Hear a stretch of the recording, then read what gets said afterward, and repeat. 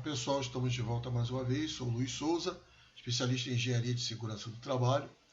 Estaremos falando aqui sobre acidente do trabalho e análise de acidente. Então, essa é uma atividade importante para profissionais de segurança, profissionais que fazem parte da Comissão Interna de Prevenção de Acidentes, CIPA, e demais profissionais. Então, tem empresa até que tem comitês formados quando acontece um acidente grave ou fatal para fazer análise de acidente e envolve ali corpo gerencial.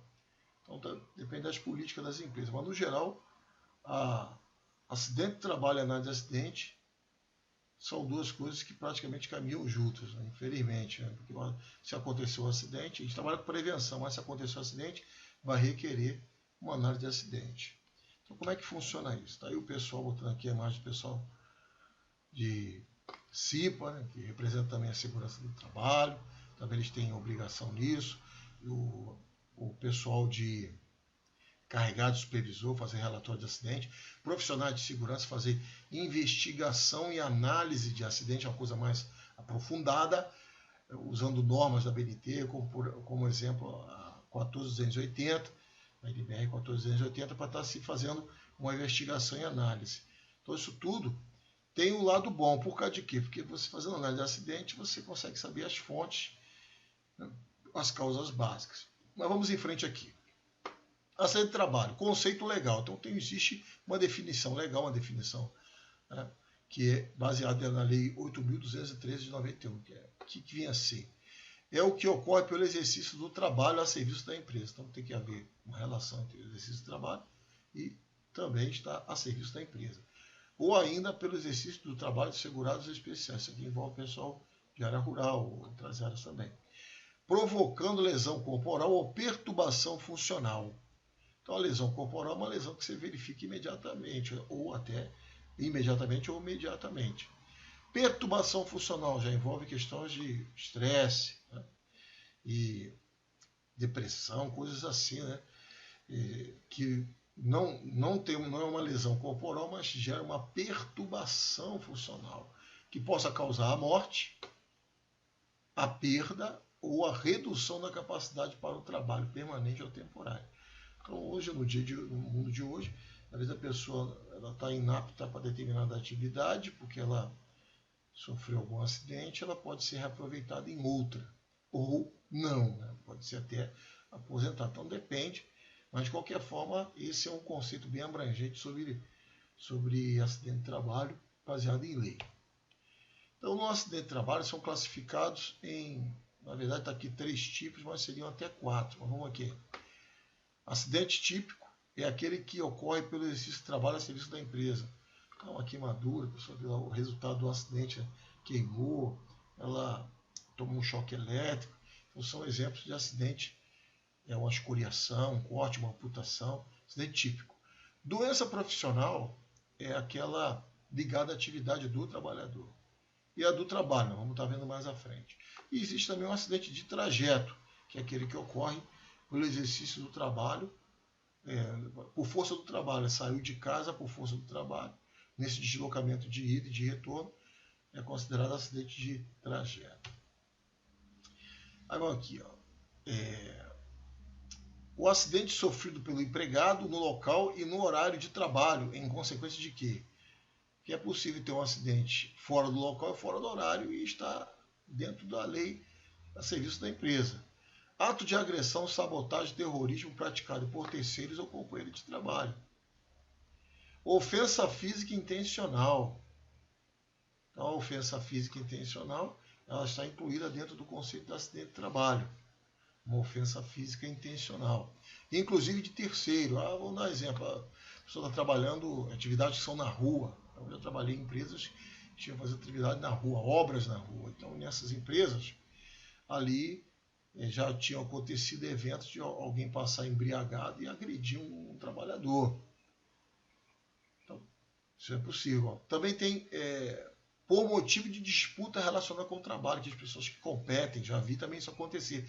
Não chegou às vias de fato de haver uma ofensa física, mas houve ofensa verbal, né? Pessoas se tratando ali de maneira inadequada. Então, isso tudo pode ser acidente de trabalho. Mas, no ponto de vista de departamento pessoal, uma ofensa física, recurso humano, melhor dizendo, né, que o departamento pessoal está dentro do recurso humano, uma ofensa física intencional, que agir de fato, né, pessoas brigarem, já é também passível de demissão por justa causa, que a gente está falando só no âmbito da segurança do trabalho, porque ninguém tem que ficar brigando dentro do ambiente de trabalho. Ato de imprudência, de negligência ou de imperícia de terceiro ou de companheiro de trabalho. Então, falhas no trabalho é possível acontecer e às vezes a falha de um afeta a outro. Um exemplo é uma máquina que alguém está mexendo, né, alguém está fazendo manutenção, não sinaliza a máquina, alguém vai lá, o operador vai lá, não está sabendo de nada e aciona a máquina e acaba gerando um acidente. Então, pode ser imprudência, negligência ou imperícia de terceiro ou de companheiro de trabalho. Então, quem foi afetado passa a ser uma pessoa que sofreu um acidente e está incluído dentro no horário, no local e no horário de trabalho. Ato de pessoa privada do uso da razão. Uma pessoa que esteja desequilibrada, então, agrediu alguém por uma razão qualquer, fez qualquer ato que está privado do uso da razão, afete algum companheiro de trabalho, isso também é considerado acidente do trabalho, né? Ou até o ato que essa pessoa pratique possa afetar a ela mesma.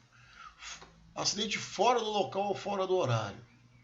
Isso é possível também acontecer. A pessoa está em deslocamento, é final de semana, para estar a serviço da empresa. Na execução de ordem ou na realização de serviço sob a autoridade da empresa. Na prestação espontânea de qualquer serviço à empresa para lhe evitar prejuízo ou proporcionar proveito.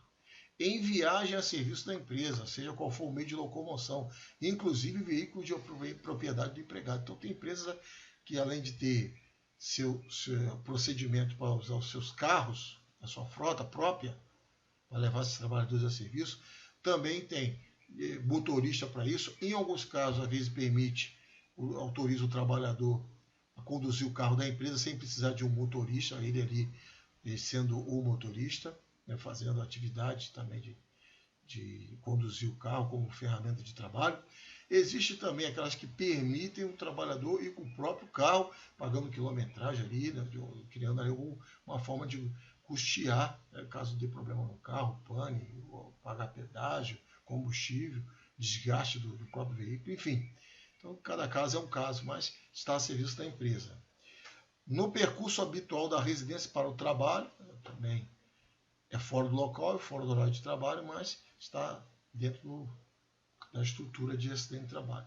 No percurso habitual de ida e volta para a refeição no intervalo de trabalho. Então, quer dizer, segundo a CLT, o horário do almoço é para refeição e descanso.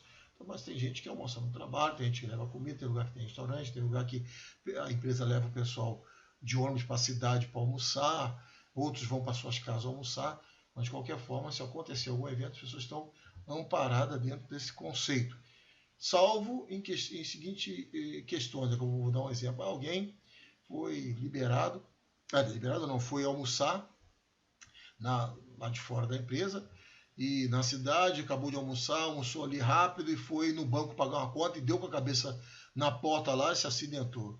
Já não é um acidente de trabalho, porque o foco, a definição principal do intervalo para refeição e descanso, não é para fazer nenhuma outra atividade. É lógico que a gente sabe que faz parte da vida, muita gente faz isso, mas para efeito de enquadramento, não se deve enquadrar como acidente de trabalho. Quando fora da empresa por motivos pessoais, não do interesse do empregador ou do seu preposto. Então, isso acontece também muito, você tem que estar atento. Saiu para poder resolver um problema rapidinho, dar um voo, né, como muita gente fala, quando vai ver tem um acidente, então não é um acidente de trabalho. Quando é empenhado em atividades esportivas, inclusive patrocinadas pela empresa. Isso aqui existe, tem um grupo que busca colocar isso dentro do acidente de trabalho. Mas por causa de quê? Porque uma pessoa correndo, ela está lá disputando atividades esportivas na corrida, ela pode cair e se acidentar. Então qualquer atividade esportiva pode ter o risco de acidente, ciclismo, a pessoa cair, enfim. Mas muitas empresas que têm esse patrocínio também, as atividades esportivas, elas pagam um seguro de vida durante esse período de atividades esportivas patrocinadas pela empresa, para que, se acontecer algum evento, seja atendido. Né? A pessoa vai precisar ser atendida. Então, tem que haver alguma forma de garantir isso. Quando residindo em propriedade da empresa, esteja exercendo atividade não relacionada ao seu emprego, cismou de consertar uma janela e se acidentou. Não está enquadrado como acidente de trabalho, porque não foi pelo exercício de trabalho, e para ser exercício de trabalho tem que ser a serviço da empresa. Quando envolvido em luta corporal ou disputa sobre assunto não relacionado ao seu emprego, pessoas que brigam por questões de religião, outros por questão de futebol, ou outras coisas mais. Né? A doença profissional do trabalho. Então nós falamos lá no comecinho, só que eu não expliquei. Aqui a gente vai estar explicando um pouco melhor. O que é a doença profissional? Que está dentro do conceito de acidente de trabalho. É inerente à atividade profissional específica. O exemplo é tenocinovite e digitadores. Agora, a doença do trabalho é inerente ao ambiente de trabalho. Atinge a todos os trabalhadores, independente de sua atividade específica. Quer dizer o quê? Surdez. O vigilante, ele vai e passa. O vigia, ele passa. Melhor dizendo, vigia, né? Porque o vigilante, ele dá tiro. Então, acaba podendo ser uma ligada à atividade dele. Mas um vigia, que não tem que andar com dar tiro e nada dessas coisas que possam gerar barulho e levar a problema de surdez, então ele está lá inspecionando a área, mas ele vai numa área ruidosa, então se ele desenvolver uma perda auditiva, pode estar associada a esse ambiente. O que não é considerado como doença profissional, doença do trabalho? Doença degenerativa. Então, infelizmente, um exemplo é a perda da capacidade visual e a perda da capacidade auditiva. Já começa a partir de 20 anos. Então, gradualmente. As pessoas vão perceber quando tiver já com a partir dos seus 50 anos, 60, vai começar a perceber os efeitos. Né? E tem outras doenças degenerativas, como o mal de Alzheimer, o mal de Parkinson. Elas não são consideradas como doença profissional. Doença inerente ao grupo etário, que já vai de acordo com as idades. Né? As pessoas têm problema nos ossos, às vezes, né? Insuficiência de cálcio, já com uma certa idade. Aqui não produz capacidade laborativa. Opa, quem vai definir isso é o médico. A pessoa teve uma certa perda auditiva, mas o médico avalia, isso é só um exemplo, de que aquela perda auditiva não foi insuficiente para incapacitá-lo para o trabalho. Então, ela não é considerada uma doença ainda profissional, não chegou, vamos dizer, numa condição que seja impeditiva para realizar o trabalho. Doença endêmica adquirida por segurado onde regiões onde ela se desenvolva. É o exemplo da febre amarela, né? Em alguns lugares do Nordeste, o pessoal sai aqui de um estado da região Sudeste, vai para lá fazer um trabalho, se desenvolver a doença é acidente de trabalho. Mas quem é morador de lá já não é acidente de trabalho. Então tem essas questões também. Considera-se como dia do acidente, no caso de doença profissional ou do trabalho, a data do início da incapacidade laborativa. Então, quando passa a ter a incapacidade para o exercício da atividade habitual, ou no dia da segregação compulsória, ou o dia em que for realizado o diagnóstico, valendo-se esse efeito o que ocorrer primeiro. Então, isso tudo já envolve a presença do médico e também os registros que o empregado vai fazendo, as suas queixas a esse respeito. Procedimento em caso de acidente de trabalho. Então, se aconteceu um acidente, precisa-se ter o procedimento em caso de acidente de trabalho. Que o procedimento é esse? Está lá. Ó. Procedimento em caso de acidente de trabalho. Aconteceu um acidente, vai precisar ter uma ação, seja ela de seguro profissional de segurança do trabalho, seja ela da CIPA, da comissão interna, seja também do encarregado. Então, tem aqui, ó, ocorrência de acidente com lesão, com ou sem perda de tempo. Então, um acidente que tenha lesão, mas não tenha, que tenha ou não tenha perda de tempo, quer dizer, afastamento, tem que investigar o acidente, tem que analisar as causas do acidente, tem que preencher a ficha de análise de acidente. Isso aqui, essa ficha de análise de acidente é uma ficha para a CIPA. Contudo, existe também o RAT, Relatório de Acidente de Trabalho, que é normalmente feito pelo supervisor imediato do trabalhador. E também tem um documento, o relatório de investigação de acidente, baseado na 14.280, que é competência do profissional de segurança. E, por sua vez, tem que ter as medidas preventivas preventivas e corretivas. Agora, em caso de acidente grave ou fatal, a investigação imediata do acidente, você vê que é a diferença. Então, se for grave ou fatal, a coisa tem que ser imediata. É diferente um pouquinho do acidente com lesão, com perda, com ou sem perda de tempo, que às vezes pode não ser, pode se esperar um pouco. Análise das causas do acidente, reunião extraordinária da CIPA, Então, 48 horas após o acidente. Preenchimento da ficha de acidente, por parte da CIFA também, divulgação das medidas preventivas. Mas um acidente grave e fatal também, um acidente fatal, por exemplo, implica em comunicar a polícia, fazer a investigação que houve óbito, e também ao Ministério do Trabalho sinalizando e isolando a área para preservar as evidências. Então, depois disso, analisado, verificado, como já disse e reiterando, para ficar bem claro, então tem a ficha de análise de acidente, que pode ter outro tipo de sigla, outro tipo de nome, depende de cada organização é uma organização. Então ali, para o cipeiro preencher o seu documento relacionado ao acidente ocorrido.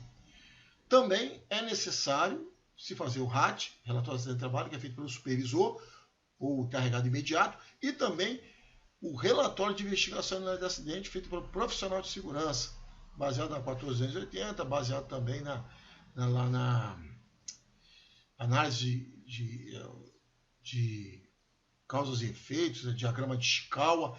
Então, depois desse vídeo, faz parte desse módulo de conhecimentos relacionado ao acidente. Também tem a parte que você pode usar, vai ter um formulário que você pode baixar, que vai te ajudar a fazer uma boa análise de acidente, usando também o diagrama de Chikawa. Além de preencher a ficha ou o relatório de investigação e análise, ou o relatório de acidente, o RAT, feito pelo supervisor, você pode estar usando também esse material que você vai ver o vídeo lá explicando como funciona e o formulário, e vai te ajudar bastante nesse tipo de fazer essa investigação ser bem aprofundada.